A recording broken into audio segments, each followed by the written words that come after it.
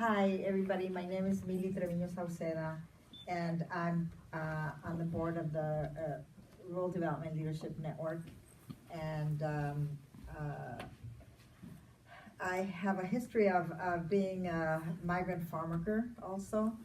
And during the time I wanted to go back to school, I was trying to finish my AA. I was over 30 because being a migrant farm worker, I didn't have the opportunity to go to high school at all. But then I didn't have any justification as an adult to not go. So around that time is when I met RDLN through Starry Kruger, which is who's the president of this wonderful organization. And through her encouragement, we worked out with time so that I could work on my master's. It took me some time because I wanted to do my bachelor's first.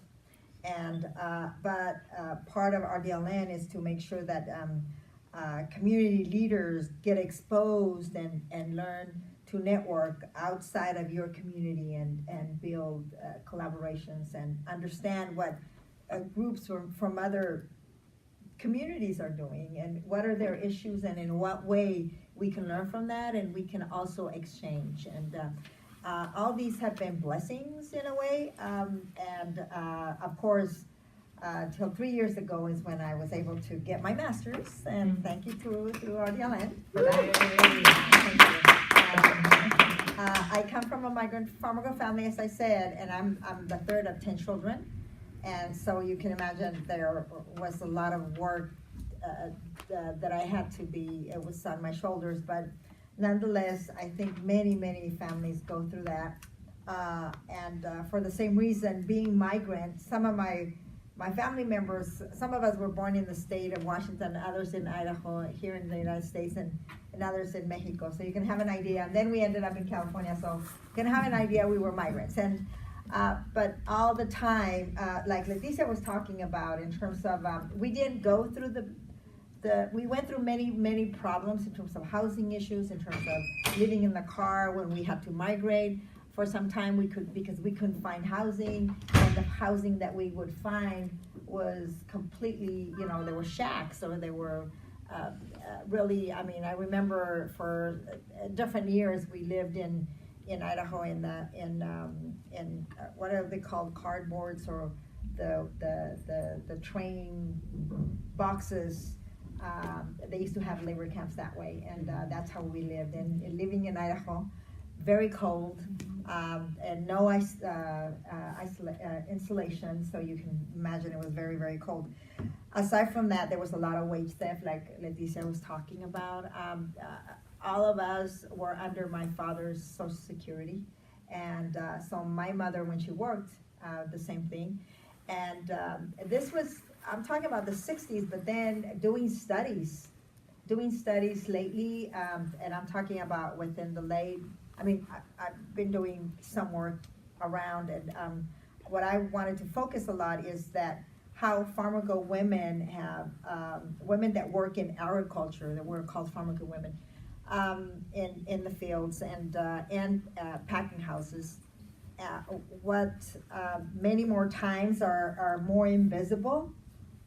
We were part of the United Farm Workers, whomever knows about the Cesar Chavez and Dolores Huerta, organizing and creating this wonderful movement. We learned from there, we got engaged, and we were some pioneers in terms of organizing with lemon workers, which was an area that the United Farm Workers was not involved in, only with grape workers. And when we did that work, we got engaged, and there's a whole story around that. But where I want to get at is the area of all these issues that are very invisible unless we start talking about them and bring in and have a voice with them. Some of them are just discrimination against women. It still exists, and and I'm basing it on some of the surveys and studies that I have been directly involved with a Southern Poverty Law Center, which was put together a document documentary of interviewing 150 farmworker women from different states around the nation. And I interviewed 100 of those women. You can see I was very passionate in terms of making sure we could interview as many as we could in terms of if there was any violence against women throughout their lives. And it came out, and it was a repetition of one of the first needs assessments that I was involved in 1988, and this last one was Southern Poverty Law Center that I worked was in 2010. There were very similar issues, even though they were like, 20 more years after, and that was about women. There a lot of violence against women still. And one of the strongest issues that came out was the sexual harassment and rape in the fields. If any of you have not seen Rape in the Fields, the video, I mean, you should see it. Actually, our organization, which is part of the project that I was able to put together through RDLN's work, me doing this fellowship and doing my master's, is developing the capacity of and building the Líderes Campesinas, which is the Farmworker Women's Leaders Organization in California. And when we did that first survey, I believe in surveys, because when we did that first survey, it was in 1988, it did come out that the violence against women was a very pervasive problem, but none of the women were willing to say it was happening to me, to them specifically. They knew of someone, they knew of a cousin or a friend or a sister, and I actually did know some of the women because of the kind of work I was doing around that time. And but then, if I was not willing to say that either, because when I was working in the fields, I was sexually harassed, not only once, but several times. And then because I was silenced at a certain point in time, I became much more vulnerable. And when you're vulnerable, it happens to you many more times. And so it took me like 15 years later to realize that by not speaking out, that this is it becomes more pervasive as an issue.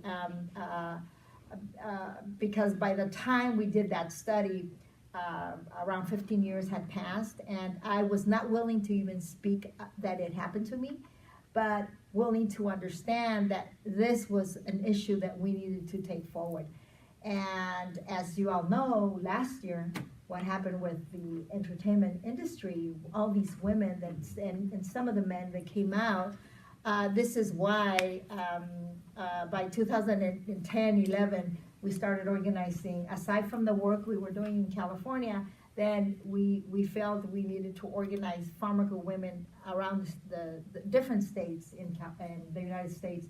So we built what's now the Alianza Nacional de Campesinas, which is the National Alliance of Farmworker Women. So this is why we felt that we needed to write this open letter, and we publicized this letter in Time magazine to express with the women that we knew what they were going through. We understood.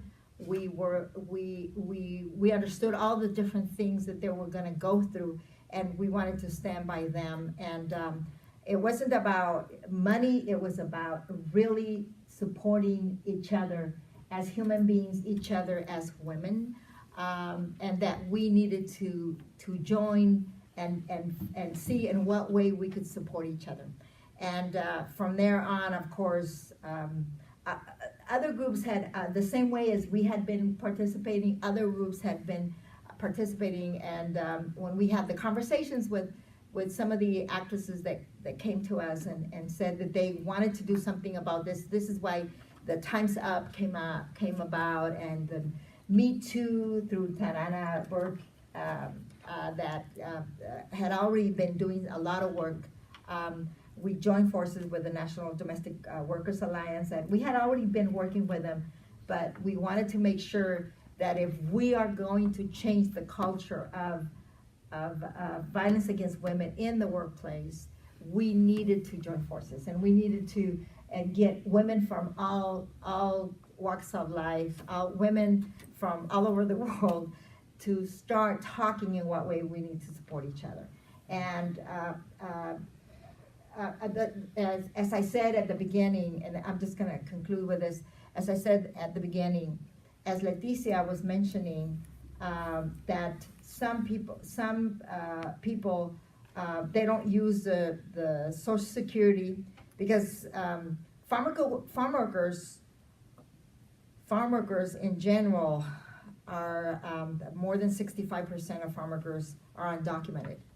I use the word undocumented because it's more of giving a human being instead of alien, whatever, like if we were from another planet or whatever. There are 65% of all these women and men working in the fields trying to feed the world, and are living in poverty, and their earnings are between $9,000 and $11,000 a year. And for them to try to do something, they're going to lose their job. They're going to be threatened with being deported. They're going to threaten their families if they say anything. And the same way the women in the industry and men in the industry were saying that they were afraid of losing their job, the same way we've gone through that.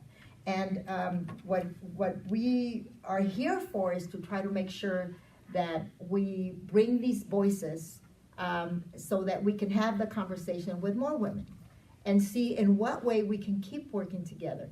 Because the Time's Up needs to also understand it's not about just providing a legal representation. It's about how will all these people come forward. You need to have organizations that are working in the ground, talking and building that trust, because there is no trust with anybody, and especially with this kind of administration where it's so ill,